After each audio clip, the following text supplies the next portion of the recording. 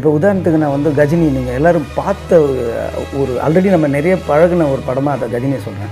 இப்போ எடுத்தோன்னே நீங்கள் வந்து அவரோட அந்த மொட்டை கதாபாத்திரத்தை சொல்லிவிடுவீங்க. அவன் ஒரு கொலை அவன் ஒரு அவன் ஒரு கொலை பண்ணவனை தேடி ஒரு போலீஸ் வந்துட்டு இருக்காங்க.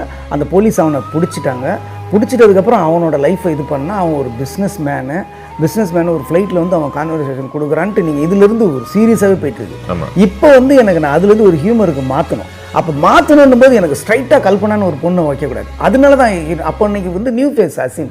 நான் ஏன் அசினுக்கு ஃபஸ்ட்டு ஒரு இன்ட்ரோடக்ஷன் சாங் கொடுக்கணும் அவசியமே இல்லை. அன்றைக்கி பெரிய ஹீரோ சூர்யா சார், அவருக்கு நான் இல்லாமல் இந்த பொண்ணுக்கு ஏன் கொடுத்தேன்னா ஆடியன்ஸை மைண்டு திருப்பணும். அப்போ வந்து நீ இது வரைக்கும் பார்த்த சீரியஸ் ஃபிலிமை நிறுத்திட்டு நான் வேறு ஜோனுக்குள்ளே நுழையிறேன் அப்படின்ட்டு ஒரு பிரிட்ஜி சாங்காக ஒன்று போட்டு அது முடிஞ்சோடனே அந்த பொண்ணு ஒரு ஆடுக்கு வருது. அந்த ஆடில் ஒரு ஃபன்னு நடக்குது.